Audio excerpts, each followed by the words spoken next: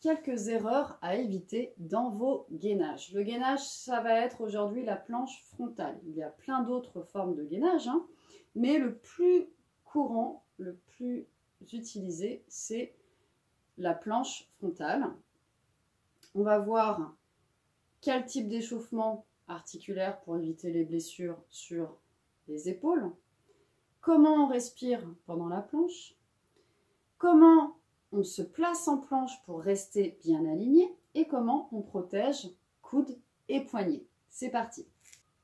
On commence par l'échauffement articulaire, on fait tourner les épaules en arrière, ça prend quelques secondes, une petite minute, d'accord? Main sur épaule, je vais de plus en plus loin dans mes mobilités sans rajouter trop de poids de corps. Mon bras n'est pas tendu, d'accord? Je ne vais pas trop vite.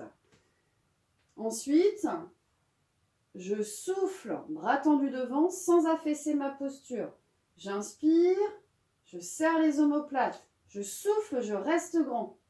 J'inspire, j'ouvre ma cage thoracique. Donc, je respire en thoracique et non pas en ventral. Ça veut dire que pendant votre planche, il faudra bien penser à remonter la respiration. C'est ce qu'on va voir maintenant.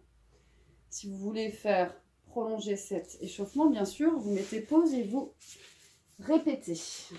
Donc, vous allez placer vos bras tendus devant. On verra tout à l'heure de façon spécifique comment on se place et quels sont les repères faciles pour ne pas se tromper à chaque fois. Ici, vous allez souffler, vider le ventre et prendre conscience que le ventre est rentré quand vous soufflez. Ça, c'est une chose, je ne vous apprends rien. Quand vous inspirez, par contre, vous avez tendance à lâcher le ventre. Vous avez tendance à laisser descendre le diaphragme, ce qui est très bien hein, dans la vie de tous les jours. Mais dans les gainages et dans les efforts, vous devrez garder le ventre serré sur la prise d'air. Donc à l'inspiration, vous retirez une main du sol et vous vérifiez que le ventre ne gonfle pas.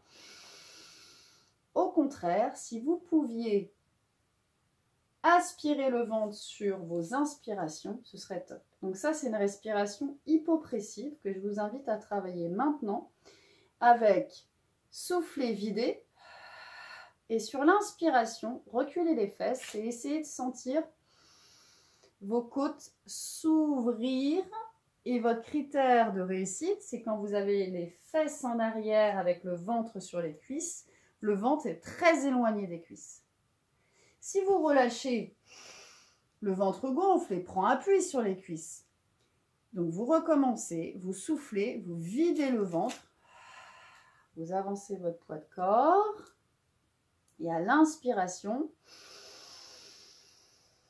les côtes s'ouvrent, reculez le bassin et vérifiez que le ventre est le plus éloigné possible des cuisses. Le ventre se creuse, d'accord? C'est cette respiration-là qu'on va utiliser pendant le gainage.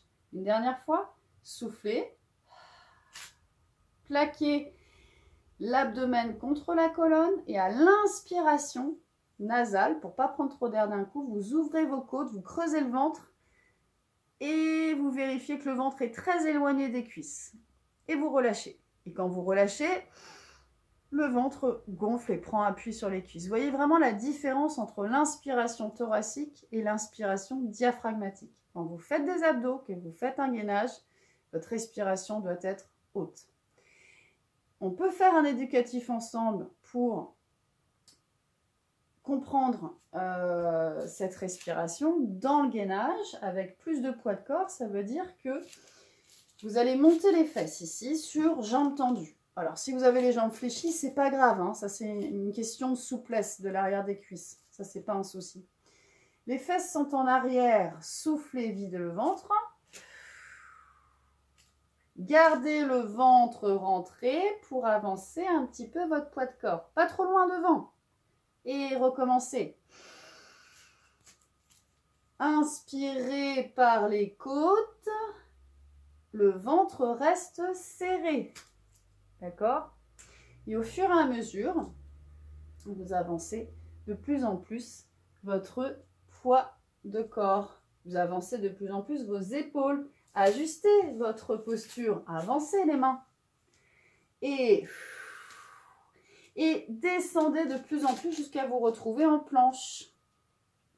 Mais l'exercice intermédiaire ici, l'éducatif, ce sera de faire souffle pour reculer et contracter les abdominaux par la posture sur une inspiration thoracique latérale.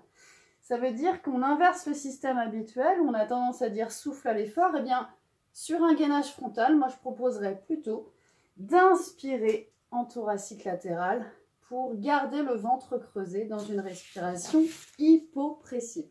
Ça, c'est un choix à faire. C'est un travail à faire spécifique pour sentir le diaphragme remonter, comprendre le placement de la respiration. Pour rester plus basique sur le gainage classique, où on est en planche, on va déjà voir comment optimiser le placement. Vous êtes sur votre quatre pattes. Les mains devant, vous pouvez crocheter les orteils. Les mains devant les genoux, bras tendus. Votre repère, ça va être de garder les bras tendus. Je place une main loin devant, mais mon autre bras reste tendu. Ça veut dire que je ne m'affaisse pas. Je ne déconnecte pas l'omoplate, je ne fléchis pas le coude. Je ne peux pas aller plus loin. Si je vais plus loin, je perds mes repères. Ok. Je place l'autre main sur la même ligne. Ça, c'est un premier point de départ. Deuxième point, j'avance mon poids de corps au-dessus de mes poignets, mes épaules au-dessus des poignets. Pas au-dessus des doigts, au-dessus des poignets. Le pli du poignet doit être limité. Si vous reculez votre poids de corps, vous voyez que le pli est moindre. Si vous avancez votre poids de corps, le pli s'accentue. Les plis du corps, c'est un super repère. Très bien, donc j'avance, mais pas trop. Et pour bien faire, si j'ai trop mal au poignet, je me mets en appui sur les poings ou j'achète des poignets. Très bien. Et là, vous ne tendez pas les deux jambes en même temps. Vous tendez une jambe après l'autre sans bouger le bassin. Une jambe, reposez. L'autre jambe, reposez. Et fermez les yeux, essayez de sentir la stabilité du bassin. Si vous avez un miroir, idéalement vous le faites de profil et vous vérifiez que le bassin ne tourne pas en même temps que vous tendez la jambe. Les fesses ne montent pas. Si ça va, vous tendez l'autre jambe. C'est vraiment étape après étape. Les abdominaux, c'est une conscience du corps. Les abdominaux, ce n'est pas une répétition de mouvement, c'est une qualité de contraction, c'est une qualité de posture, c'est une qualité de respiration. Vous pouvez faire autant de gainage que vous voulez et ne pas atteindre votre objectif parce que vous n'avez pas pris ce temps-là. D'accord? Ok, donc, une fois que je suis placée, une jambe après l'autre, sans monter les fesses, je peux mettre en place mon éducatif. Souffler, creuser le ventre, garder le ventre creusé à l'inspiration. Et si c'est trop dur, je travaille genou au sol. D'accord? Et enfin, pour préserver vos coudes et poignets ainsi que vos omoplates, vous vérifierez que les plis des coudes ici ne regardent pas vers l'avant, mais vers l'intérieur. Les deux coudes se regardent. D'accord? Les poignets, on a vu, les plis. Peut-être je peux remonter, peut-être je peux descendre. On appuie sur les avant-bras, mais ça fait plus de poids de corps encore. C'est peut-être plus difficile sur les avant-bras. Alors, si vous voulez cibler vraiment le travail abdominal, je vous invite à travailler sur bras tendus, quitte à remonter votre appui en mettant les bras sur une chaise. D'accord? Et enfin, les omoplates. J'ai tendance à voir des omoplates qui sortent, une tête qui tombe. Repoussez-vous du sol, allongez le dos. Et plus vous serez grand, plus vous engagerez le centre. L'un ne va pas sans l'autre. L'autograndissement, c'est aussi de l'engagement des transverses abdominaux, des muscles profonds, proches du squelette. D'accord? Alors, on a fait un échauffement articulaire.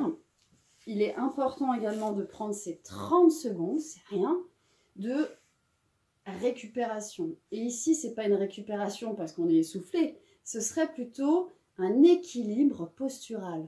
On était en pronation, on va ouvrir en supination tout simplement. Vous allez placer les mains derrière vous et retrouver une respiration plus complète. Ça veut dire que j'ai mon ouverture de cage thoracique, que mon ventre gonfle à l'inspiration ainsi que ma cage thoracique. Tout à l'heure, on était que en thoracique, avec un ventre qui reste creusé à l'inspire. Maintenant qu'on a fini, on retourne vers une respiration plus complète avec un ventre qui gonfle à l'inspire et une cage thoracique qui s'ouvre. J'ouvre ma cage par l'appui des mains au sol sur ma chaise ou sur mon tapis et je me fais 5 cycles de respiration. À bientôt!